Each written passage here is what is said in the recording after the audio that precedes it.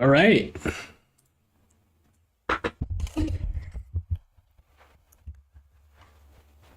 Okie doke. Welcome in here. Got a couple people in. If you guys want to, you can write in the chat window any questions that you have for me. I'm here. I'm going to be live for about an hour probably.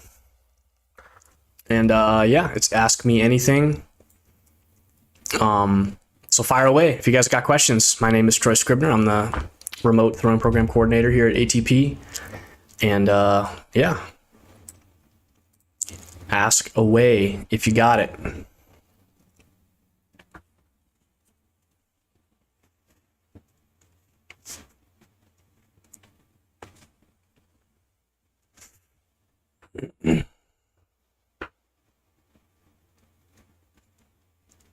Hopefully everybody can see me and hear me.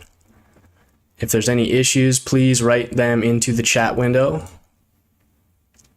It looks like everything's working well on my end. So yeah, ask away. This is, again, this is just Ask Me Anything. My name is Troy Scribner. I'm a former MLB pitcher and the current remote throwing program coordinator for ATP. And yeah, I'm here for you, going live. I want to discuss baseball. I want to talk about pitching. I want to talk about anything that you guys have and want to talk about. This is a chance for me to interact with some new people and to build a community for us here at ATP. So if there's something else you guys want to know, let me know. If there's anything that you guys want to ask me, I'm here. I'll be here for another hour or so and happy to answer anything that you guys have.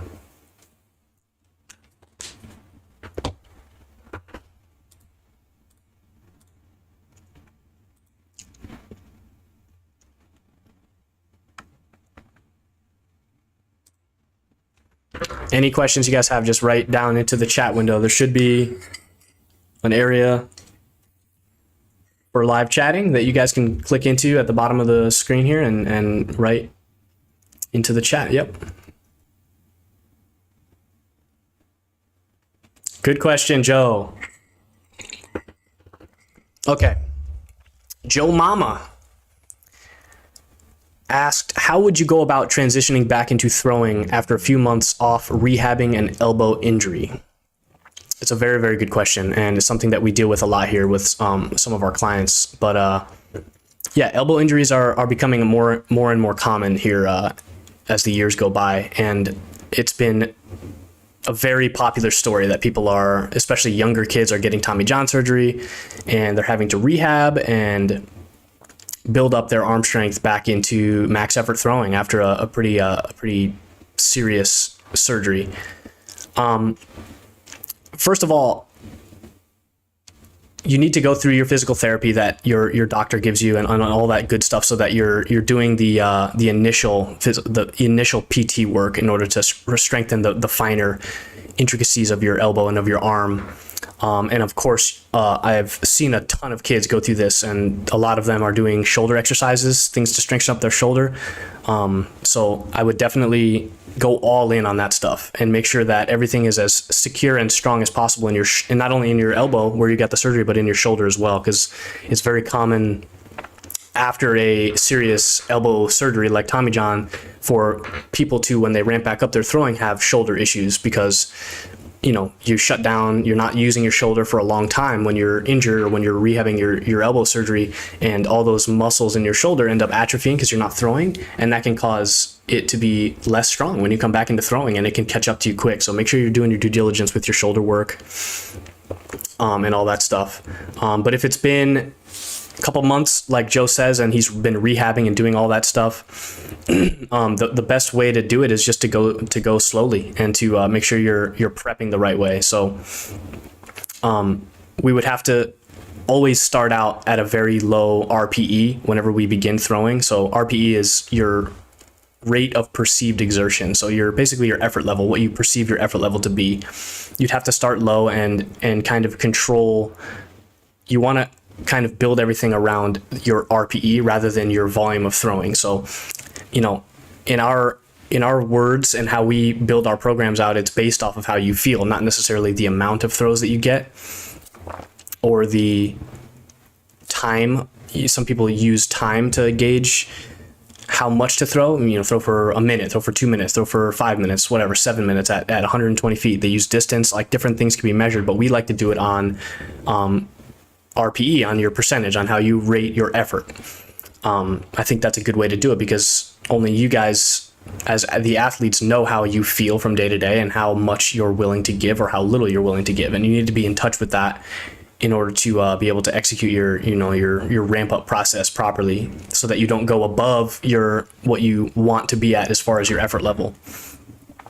But yeah, probably the first thing that I would do is I want to make sure, coming off of an elbow injury, I want to make sure that whatever dysfunction or whatever limitation that you had movement quality wise that ended up kind of putting more stress on your arm that caused the problem in the first place, I want to make sure that that's addressed first. So more often than not, it's some way, shape, or form of a stability issue.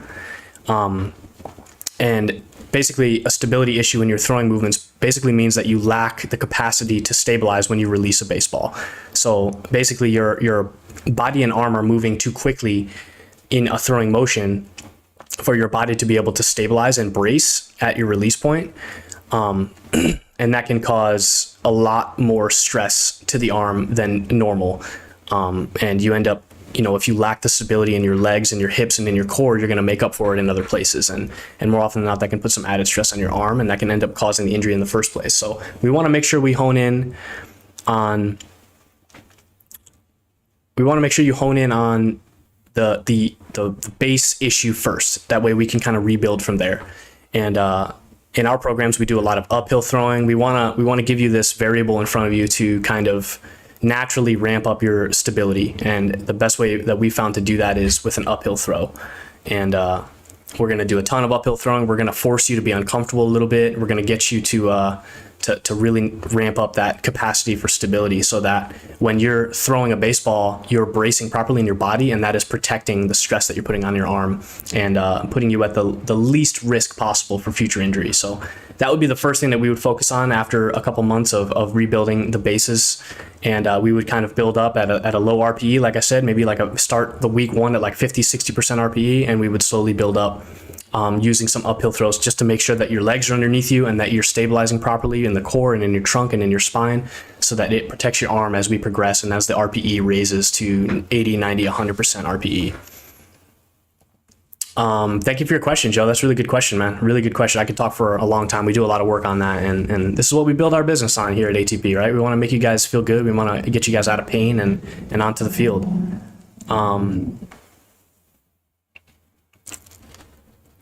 So you're going to be doing the throwing program too when you're ready to go. Perfect. That'll be perfect, man. We'll get you ramped up whenever you're ready. Yeah, we'll be smart about it, and we'll communicate a lot. That's part of it, right? You got to always kind of communicate, and not only with me, but with yourself, and make sure you're understanding where you're at and how you feel is a good part of it. So as you kind of ramp up and before you get started with our throwing program, just make sure you, get in touch with your body and be self-aware and understand what's going on. 180 seconds or less. How do you decide what number to wear? Well, it depends on where you're at, I guess, because you don't always have a choice as far as what level you're at in your career on what jersey number you wear. That's a good question, though, because everybody always kind of makes a big deal about what number you wear. But I've been so many different numbers, man. I was so many different numbers in my career, and it really is dependent on where you're at and how much, how much power you have, right? But I guess, in high school you can pick. I think I was number 3 in high school, but mostly just because my older brother was number 3. And then in college, I think I just picked whatever was available, and it ended up being what I had for the 4 years, 35. And then in the minor leagues, it was just every single season was a different number. It depended on, what the kids on your team wanted, and if they had seniority over you, like if they were older, if they had more experience, they got to pick first or whatever. And then single A, double A, triple A, all the different levels. It was like whatever is left, just grab it, and there's usually a few options, and you just pick like whichever one you're pleased with. But try not to look too much into it, because it really doesn't matter. Like I said, it's going to change all the time. So I think when I got called up to the Angels, this is a funny story about the jersey, actually, because it says 59, but that was not the number I wore with the Angels. And 59 was, I think I was 59 in spring training with the Arizona Diamondbacks just one time. And yeah, that jersey was supposed to be something that I would sign and put up in the ATP facility, but we got a little bit of a malfunction with the numbering system, so it came, and that's it. Now I have it, and it's yeah, just a wrong number, but it's a cool jersey, so I'm gonna hold on to it and use it as kind of a decorative piece. But I was 38 with the Angels. I was 41 with the Diamondbacks, and those were my big league numbers. And then I was a whole slew of different numbers before that. I think in AAA I was 29 and 28. I've been 33 before. I've been 44 before. I've been a million different numbers. But just pick something you like, man. Whatever's available, and then just pick the best one.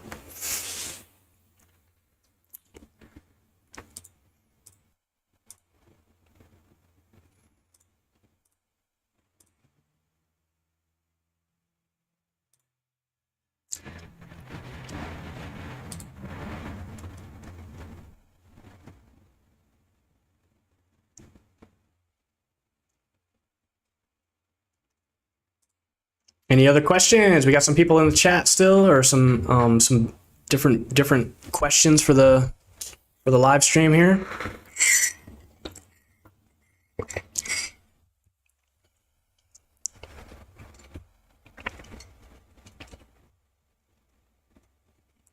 Joe, another good question here. Let me read it out. What's your pre-throwing routine? I'm a middle infielder, so I know it may differ from a pitcher, but would you suggest bands, plyos, etc.? Yeah, pre-throw routines. I mean, there's so many different tools to use as far as your warm-up.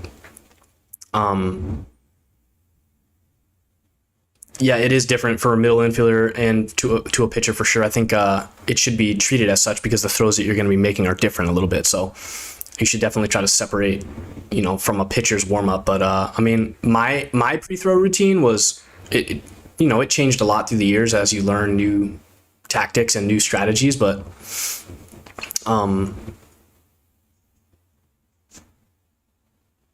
that's okay, Joe. Okay, so your name's Josh, so I'll call you Josh. So Joe Mama is Josh. Yeah, so being a middle infielder, I think the biggest problem that middle infielders and outfielders face, and catchers for that matter, is that they don't do enough. They don't, or sometimes not even at all, as far as their arm warming up. And I've played with a million different people that are infielders that just go out and play catch as their arm care. They don't do any bands or plyo balls or anything. So I would just suggest do something as a way to warm up your arm and to give it some of its own separate time, rather than kind of just doing your full body warm up and then saying, okay, I'm good to go. Let's just get out of here and go throw. But I'd say for a middle infielder, like if you're looking for a quick and efficient way to get your arm ramped up to throw, definitely reverse throws with a plyo ball would be a really good one. Those are really quick. You can do them anywhere. You can just do a few and it gets your arm heated up in a really safe and good way. But yeah, add in any bands. I mean, I used to do, so my routine was, excuse me, I would do J bands on the fence. I had a little routine. I had, I picked up from one of my other teammates, I think a J band routine.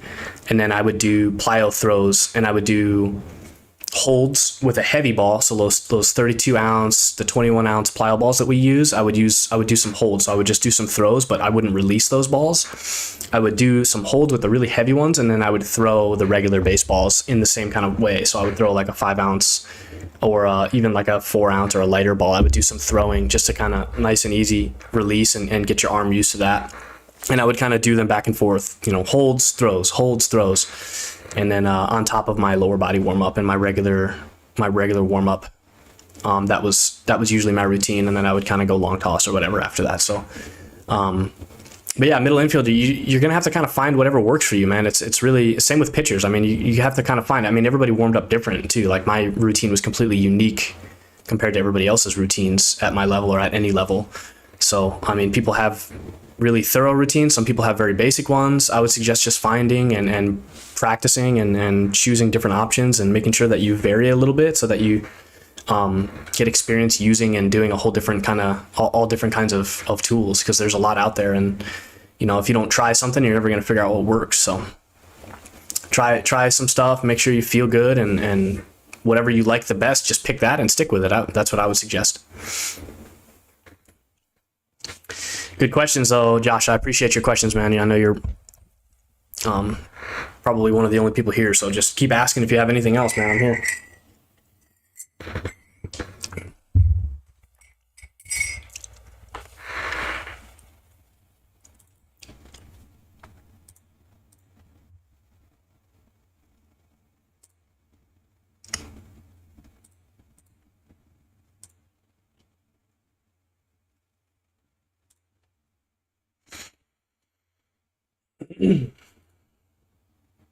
You got it, Josh. Appreciate you coming, joining us for a little bit.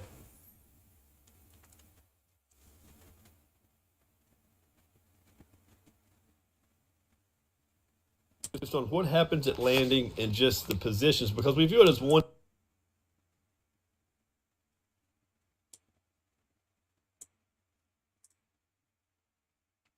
If anybody else is watching, you guys got questions, I'm here, man. That you write it in the chat window. Just ask away. Ask me anything. I'll talk anything. Baseball, pitching, off the field stuff. If you guys are curious about that, I mean, we can talk about, routines. I mean, anything. Just drop a question down below, and let's chat, man. This is just really about connecting with you guys and trying to answer some questions that you guys have. So ask away.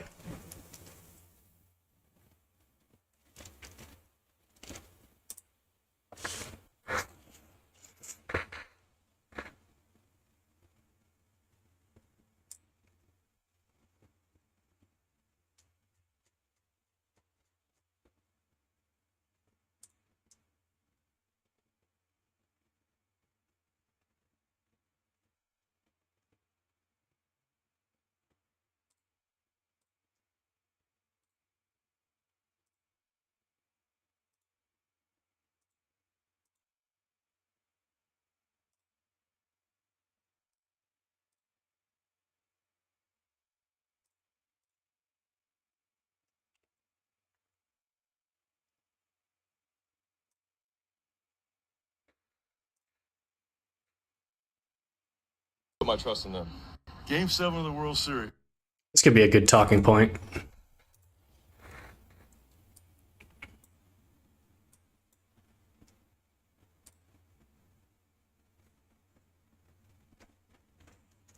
Since there's too many people asking questions, I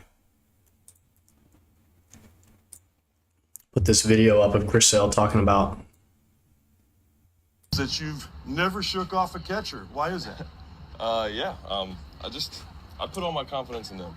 They're the brains of the operation. They do a lot of studying, a lot of videos, and stuff like that. So I put my trust in them. Game 7 of the World Series. You got a 1-run lead, bases loaded. Game 7, 3-2 count. You're gonna throw what they put down? Absolutely. All right. Just have all the confidence.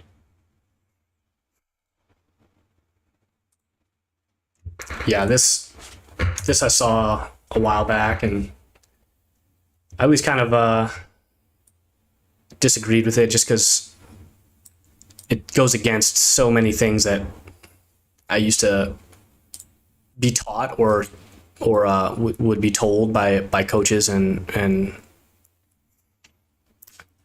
different players that I've played with, and it's a discussion that I think is I don't like that video. I think that's not that I don't like it. I get that people are different and some people respond differently and think differently.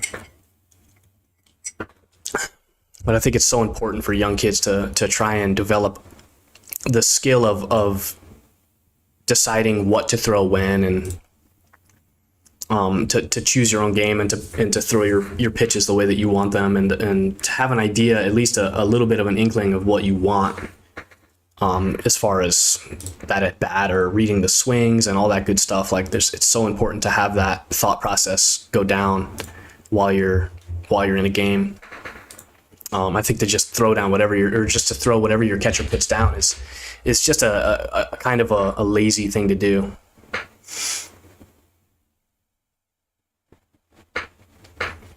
Good question, Josh. On days when you have both a workout and a long toss session / practice / game, do you prefer to lift before or after? I was always an after guy. I wanted to prioritize my throwing. That was the most important thing, like for the day's workload, was always like my throwing. I wanted to make sure my throwing was done when I was rested and ready and felt good. And then I could always go and lift after.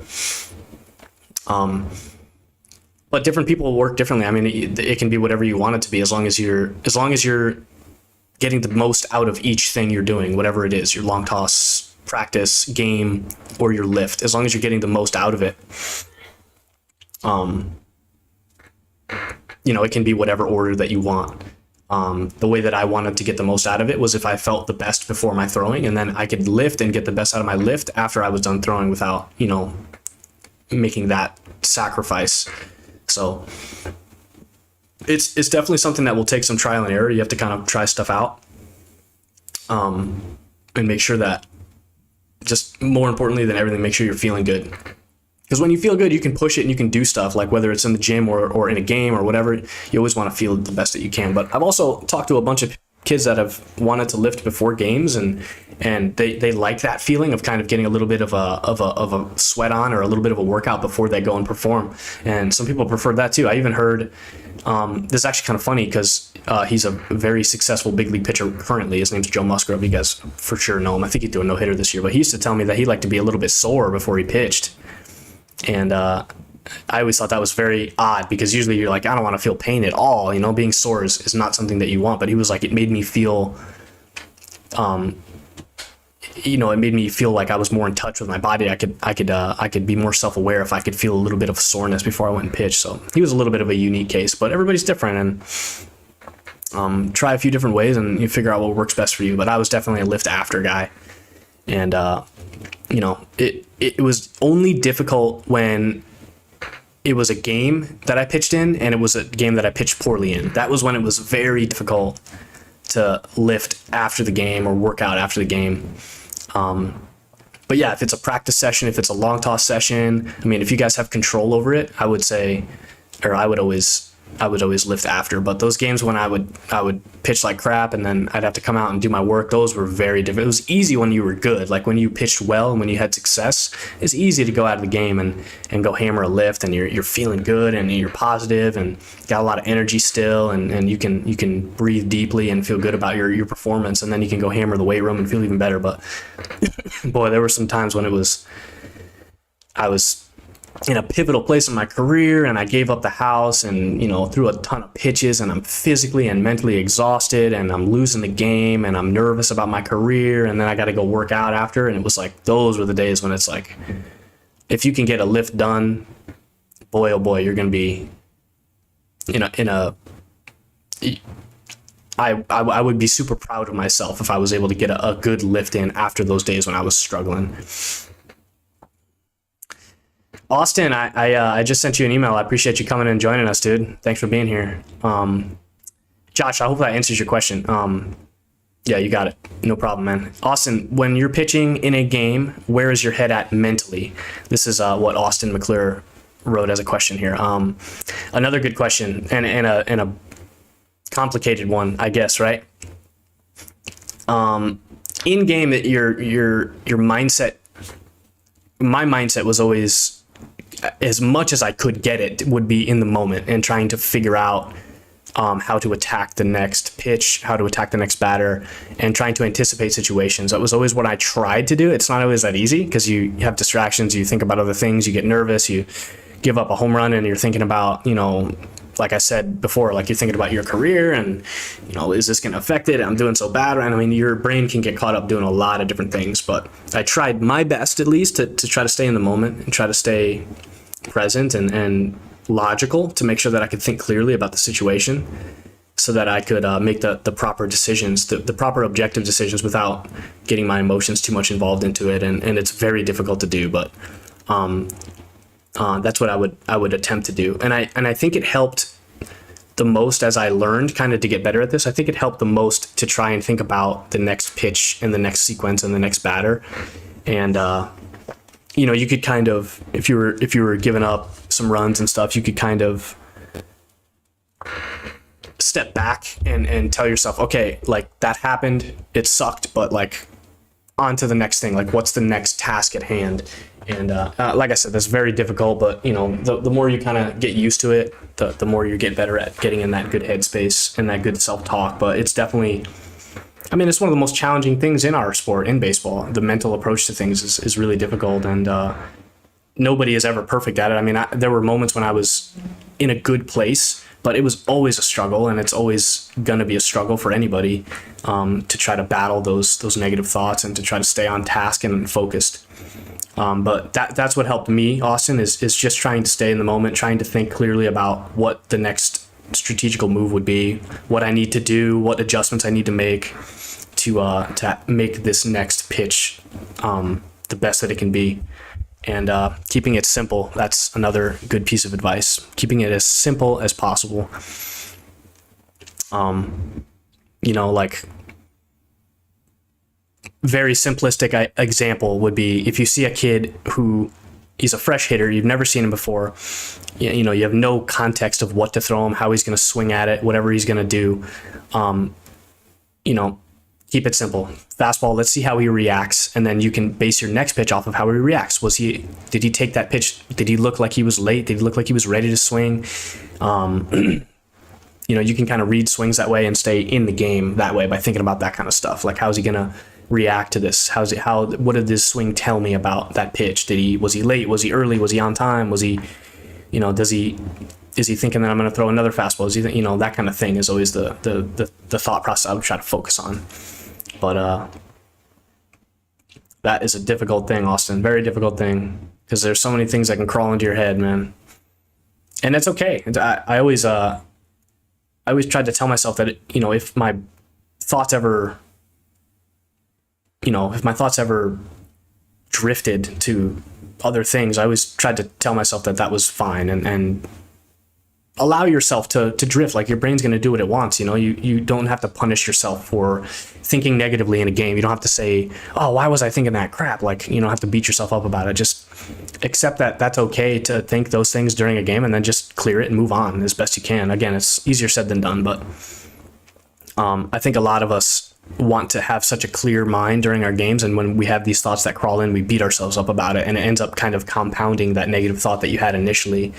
And we don't want that to happen. You want it to be okay. You want that negative thought to come into your head, and then you want to say, that's fine, let's move on, and let's think clearly about what's next, right? But yeah, hopefully that answers your question. Confidence is a big one too. I mean, being confident, you know, being confident in yourself during your games is important. Trusting your ability to kind of make pitches, make adjustments, make the right decisions. You know, that's another huge part of it. Lacking that confidence and second guessing yourself, that's a tough spiral that I don't want anybody to get into. And again, that's another very difficult thing. You're welcome, Austin. Thank you for your question, man. I appreciate you coming through. Anybody else have any questions, man? I'm here for you guys. This is an Ask Me Anything live stream. You guys are more than willing to just write whatever questions you have in the chat. I'm going to answer as many as I can in the next, 30 minutes or so. Tips to gain velo. Boy, oh boy, was I waiting for this, dude. Sign up for the ATP throwing program, baby. That's what your tip is. Yeah, I mean, tips for gaining velo. This is what we do here. I mean, this is what we want. It's a big piece of our development, our baseball development, and our throwing development is gaining velo. We have a formula, a literal formula, written to help gain velo, and then you do that stuff that we write in that equation, and you supplement our throwing program in. You are going to be right on your way to gaining velo, but. I mean, there are a few basic things. You know, you got to get stronger in the weight room. It's really basic. I'll just dumb it down, make it really, really simplistic. But lift, get stronger, get powerful, get stronger and more powerful in a way that's practical for baseball. Whatever position you play, Colt, whatever it is, whether you're a pitcher, whether you're shortstop, infielder, outfielder, catcher, doing exercises and workouts that are designed around the movements that you're going to have to do inside those positions. So if you're a pitcher, doing pitching specific movements and getting really strong and stable in those movements, and then getting really quick in those movements, really fast, and trying to teach your brain to kind of rewire to go as fast as you can. And even, sometimes you got to tell yourself to go fast even if you're not capable of it, just to kind of get as much out of it as possible. But specific exercises to your craft, whatever it is, shortstop, outfield, catcher, getting really strong, gaining weight, gaining body weight can help. Obviously, if it's lean body weight, it's better, but honestly, any body weight can help, especially if you're a little bit on the lighter side for your height. Just putting on weight can help you just have a higher potential for power, because you have more force that you can quite literally put into the floor, right? Put into the ground to produce your velo. I think high intensity throws is a good one to keep it simple. In order to throw harder, your hardest throw is a max intensity throw, and in order to gain velo with that max intensity throw, you need to practice max intensity throws. So excuse me. And doing different drills, long tossing, having the intent to throw hard is a huge piece of that. Yeah, no, I appreciate your question for sure. Yeah. No, it's a great question. It's the basis of which a lot of people have built their systems on, and definitely what we built ours on. Gaining velocity is important, so I'm happy that you asked that question. But yeah, long tossing to your max distance can help. Like, anything where you're going to push that barrier between, as far and as hard as you can throw it. Anytime you're pushing against that, you're going to be expanding your ability to throw harder. So, max effort throws, trying to clean up your movement pattern, making an efficient movement pattern to what you are playing as a position. If you have some kind of a limitation in your movement patterns, or a dysfunction in your movement patterns, kind of cleaning those things up can improve your output. If you have like an unstable front side, like we talked about, if you have, a hard time stabilizing when you release, we need to build up that stability, and that will transfer more energy and it will give you more velocity, right? So finding kind of the things that make your movement patterns, your throwing movement patterns inefficient or slow or not powerful, or, you're not tapping into your powerful body part or something like that. Trying to figure those things out and ironing those out can do wonders for gaining velocity. And that's my main job here with the throwing program at ATP. I want to see how you guys throw, and I want to improve your ability to throw inside of that movement, inside of that throwing movement. So the first things we do are look for things that are kind of robbing you of that power and velocity, and then we try to iron those things out. And it's really, really basic. And there's no exact formula for, we have a 90-mile-an-hour formula for the weight room stuff, but there's no formula for throwing harder. We got to find whatever is going to work for each individual athlete, because everybody is very, very different in the way that they process information and learn. So we need to kind of give you the right cue. Basically, we need to find what's going to cue you and cue your brain right to make those rewiring and those transformations to be able to output more. And that's my job here. I watch each of you guys pitch, and I give you guys a very specific program that's built to kind of cater to your specific needs. It's not just some general blanket program. I make adjustments to these all the time and try to fine tune things to make it better and to allow you guys to get the most out of it. So, we could talk for a long time about how to gain velo, man. This is what we live for. So, good question. I appreciate you asking. Anybody else want to ask any questions? We got some viewers now. I hope you guys are enjoying the information, and I hope you guys got more questions to ask me. So you got it, Colt. I appreciate you, man.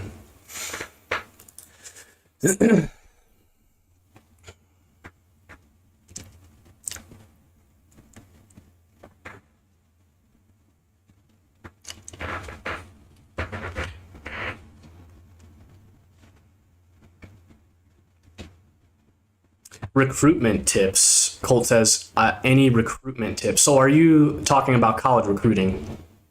So you're in high school, I'm assuming, and you're trying to get recruited to play college.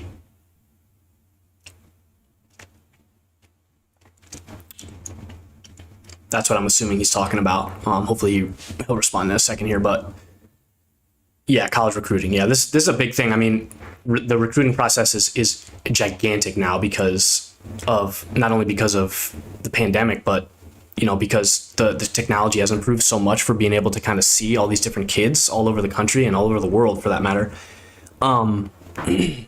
So there's a lot of potential to reach colleges all over the country and to get your information and your bios and stuff out to those people. There's the whole website, the portal is built around that, trying to have a database where kids can throw in all their information and their videos and have college coaches from everywhere look at it. So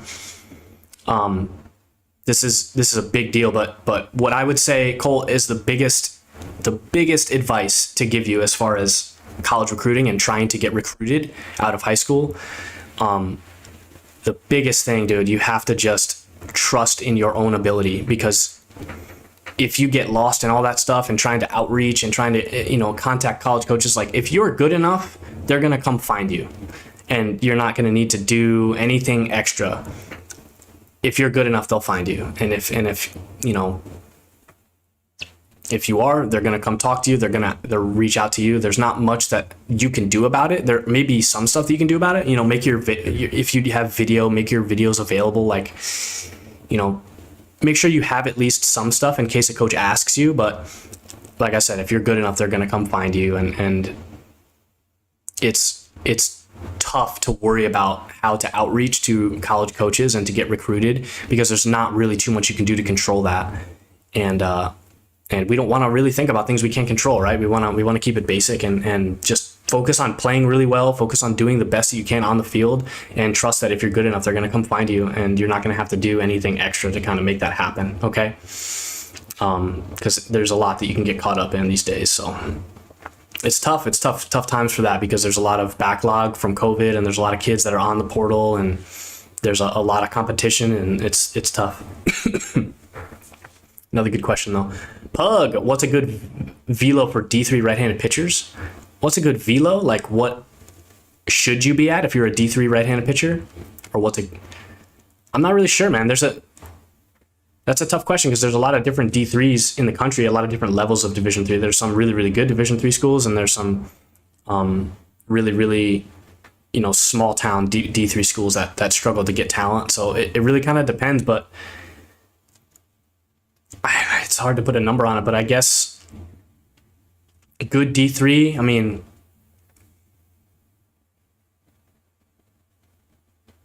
maybe like mid eights or mid to high eights. I'm not really sure. I mean, it would depend on a lot of different things. But if I were, let's put it this way, if I were like a scout and I was going to look at a D3 kid, I wouldn't really, nothing would really stand out unless he was like 85, 88 and like pretty polished up, like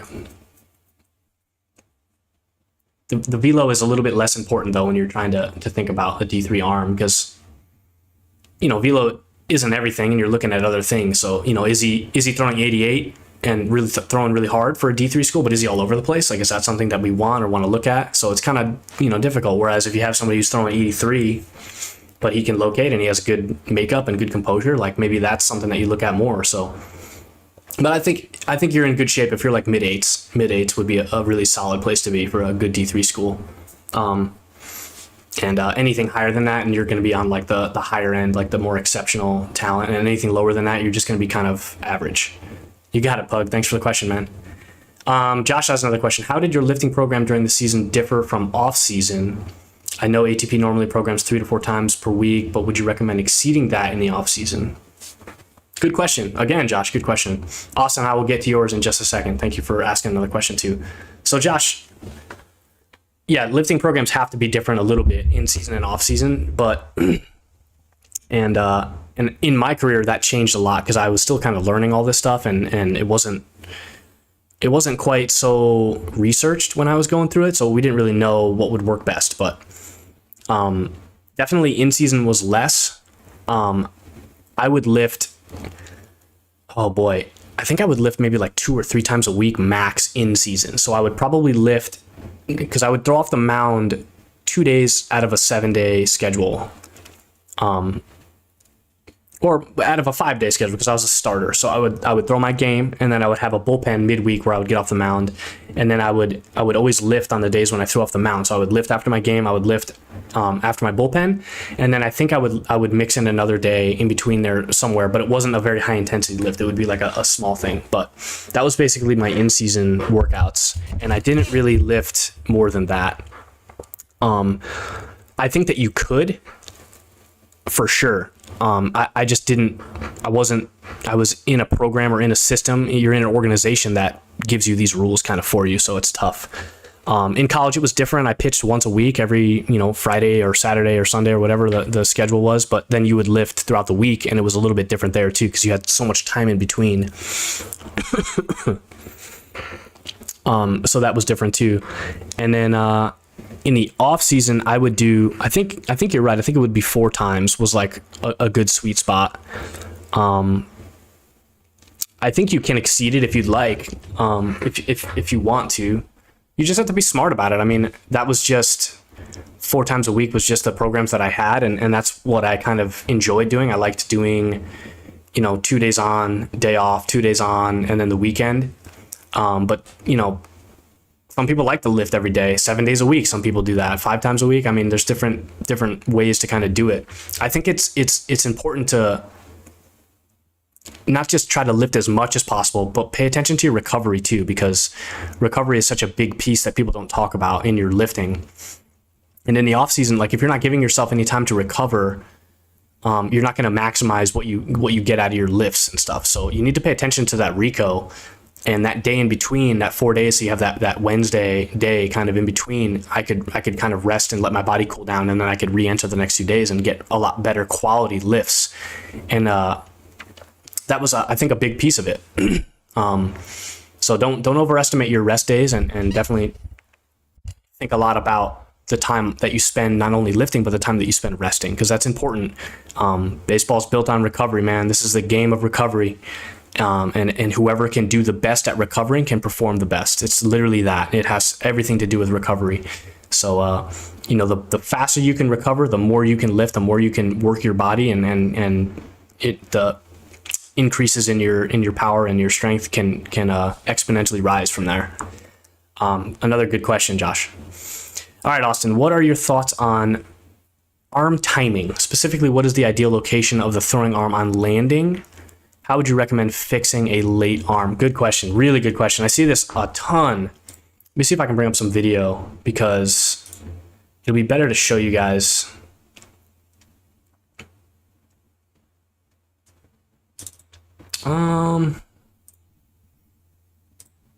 See if I can find some good video to kind of give this as an example.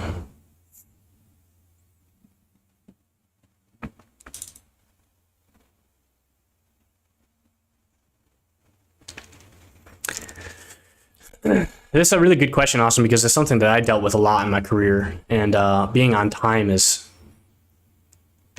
such a big piece of your delivery. And when you're off timing, it can be so debilitating. And let's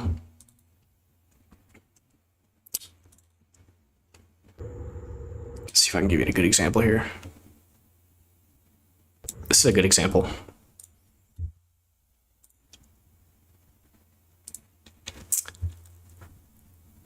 All right, hopefully everybody can see this, but this is Sam Katz. He's one of our clients here.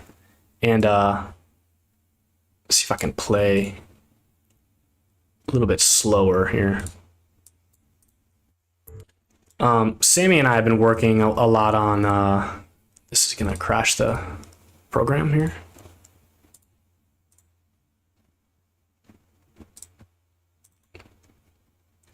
Sammy and I have been working a lot on our timing and how he's able to, oh, don't tell me my whole computer froze. Oh, this isn't happening right now, right?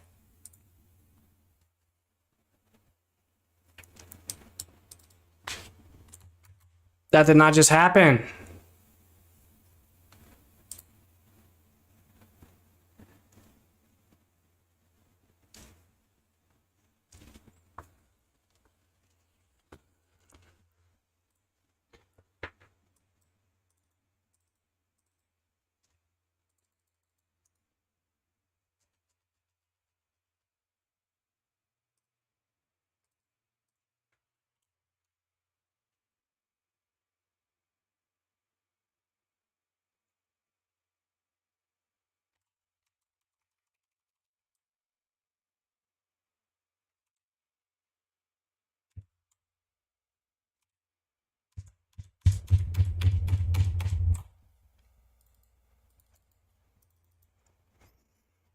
Oh my god, my whole computer just froze!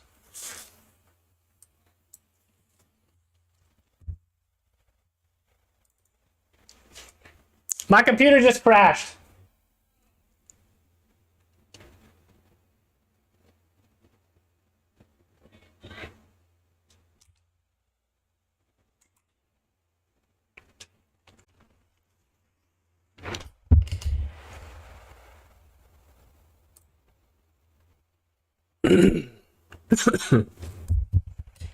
All right, I'm back. Hopefully there are still people here because my computer just crashed.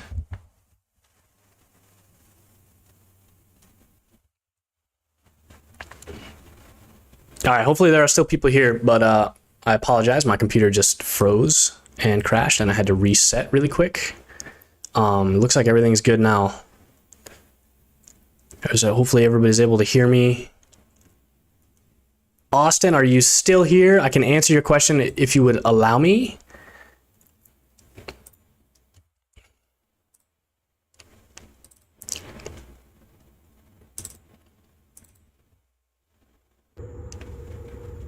Okay.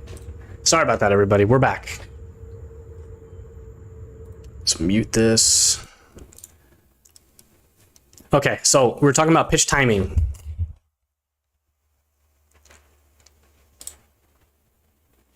All right.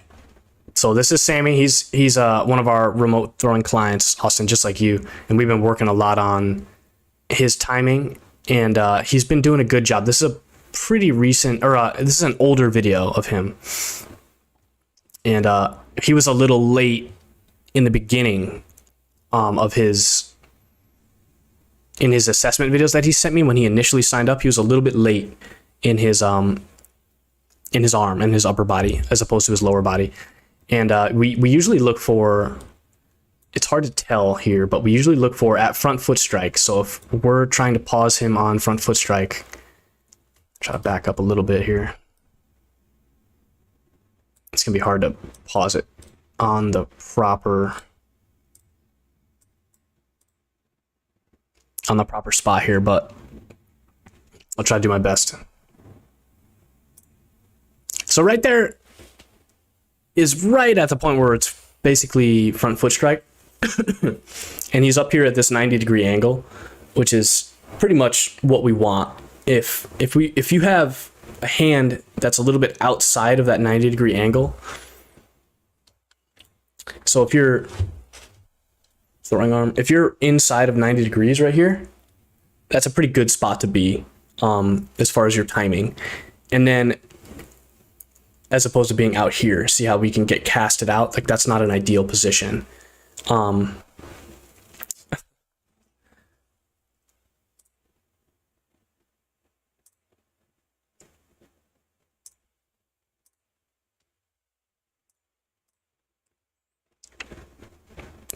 Have to find, remove that. And anyways, okay, so inside of 90 degrees is a big one, okay? Outside is an issue. And then we look at where your hand is as opposed to your shoulder, and also where your elbow is as opposed to your shoulder. So if your hand's a little bit here at front foot strike, you might be a little bit late, but there's a little grace area. If you're way down here, that's trouble. So we're not on time if we're down here. Now, Sammy was a little bit low with his elbow, as you can see in the video. So right here, he's a little bit low right here. And that's kind of a problem area. He's a little bit just late to getting his arm in the right spot.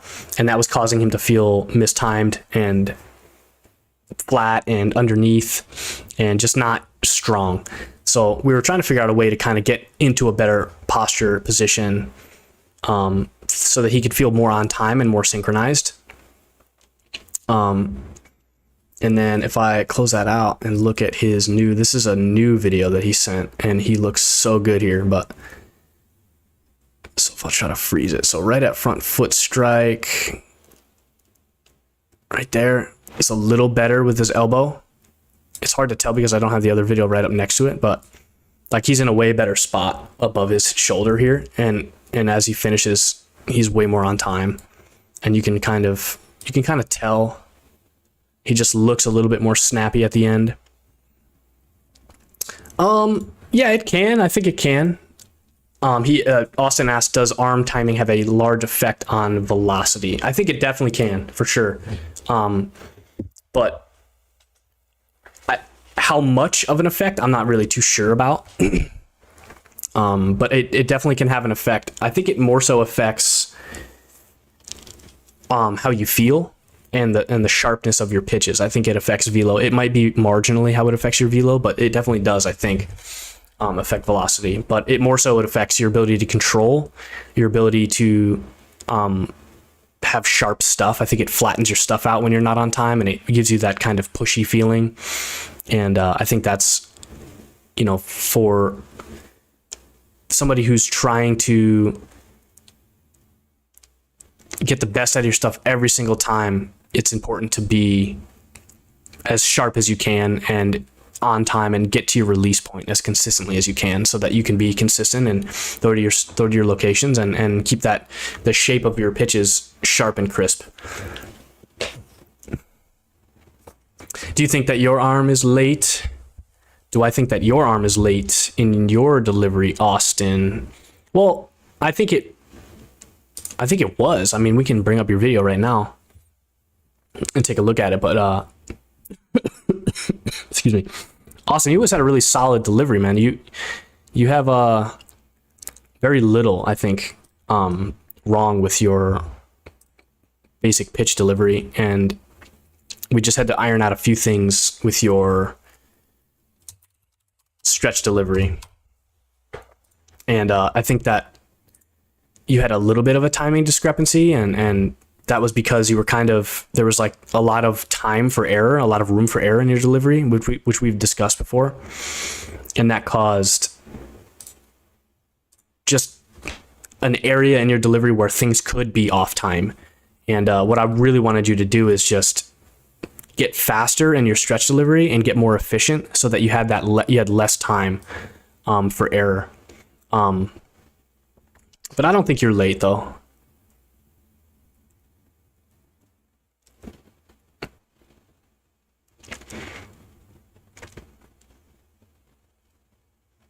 Yeah, maybe a tiny bit in your stretch delivery. I'm looking at it right now. I'll bring it up here on the screen.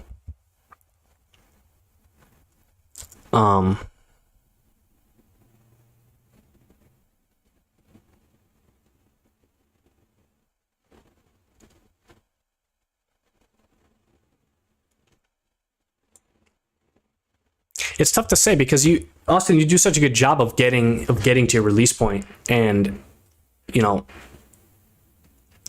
watching your videos, I can see why you feel late. It's very hard to make a distinction whether that's a problem for you. I mean, if you feel late in your arm, you probably are, right? It's hard to tell in your video. It's honestly hard to tell.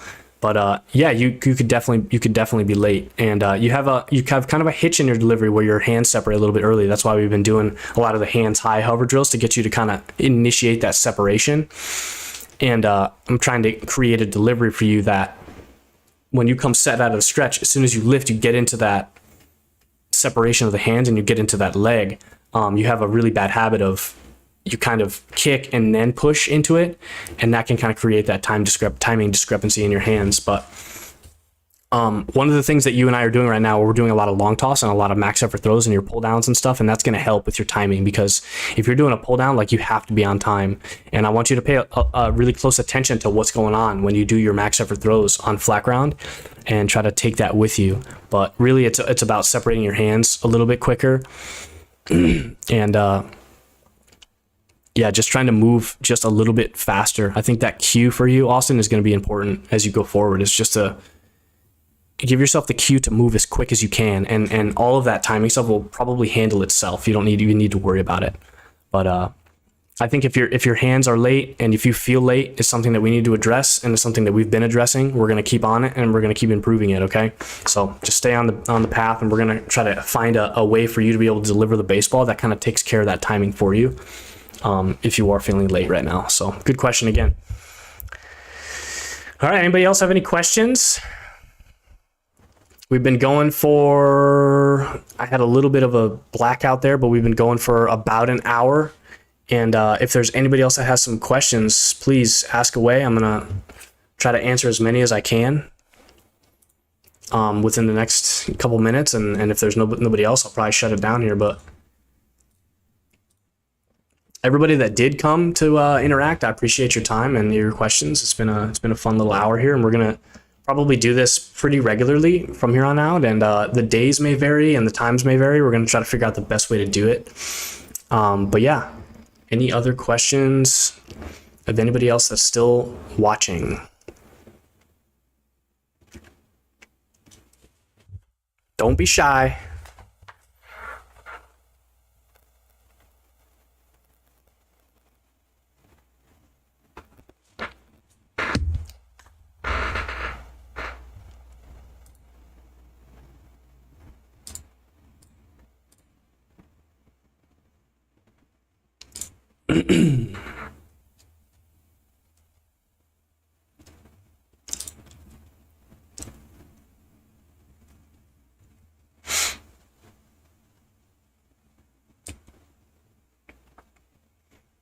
Anybody have any other questions? Anybody out there?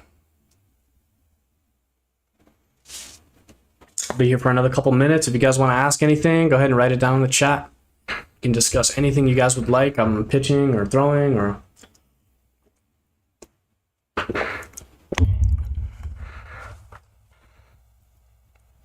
Ask away, please.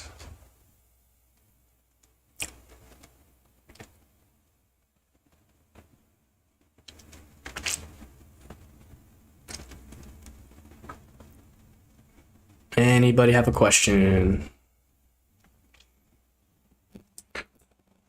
I know that there's some people watching. If you guys have anything you want to ask me, this is the time. We're here for you, man. This is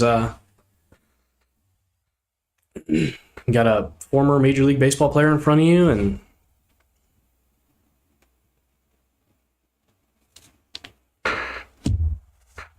we can give you guys an opportunity here to ask anything you want. Try to answer it to the best of my ability. If you guys are interested in our remote throwing program, if you guys are interested in our strength program, I can answer questions about that. Anything at all.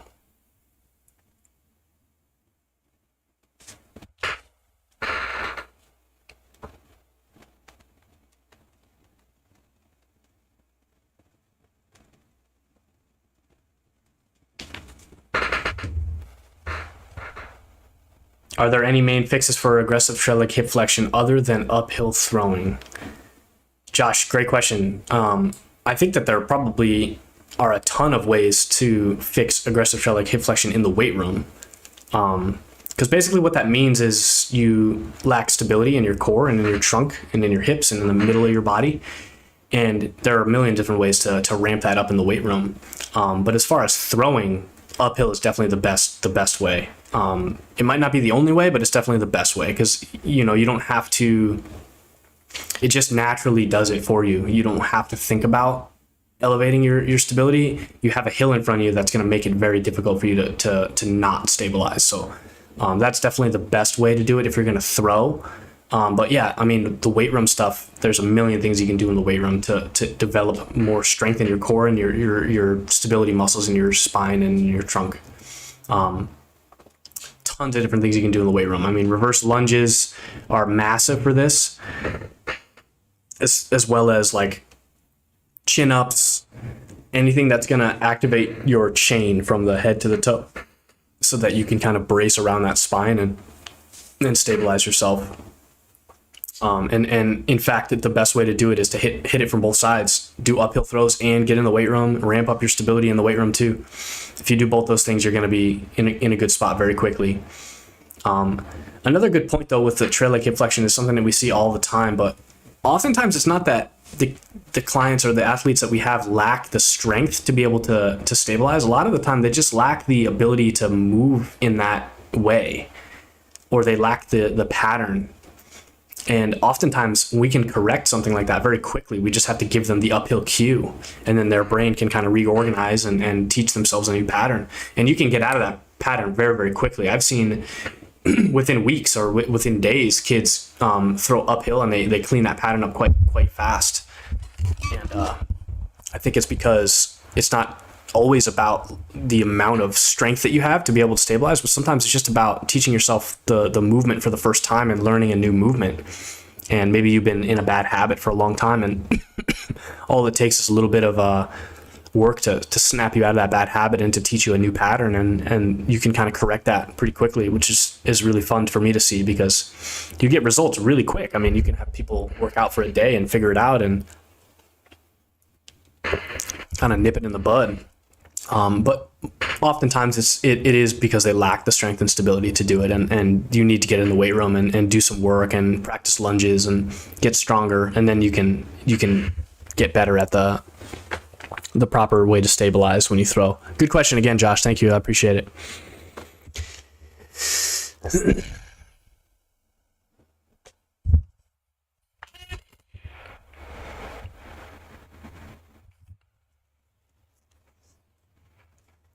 Josh, we appreciate you coming, man. We appreciate your driving the 10 hours. Yeah, that's a nice little sacrifice. Kevin's great, though. You did a good thing.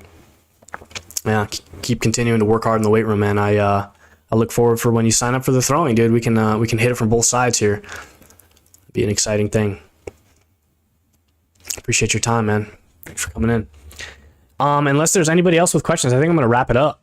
It's been an hour, and we've gotten some good stuff, so I appreciate everybody coming in, and we'll do this again soon, and I hope we can get more interaction and more people to come visit and ask some questions. So thank you, everybody who came. We appreciate your time, and we'll catch you later.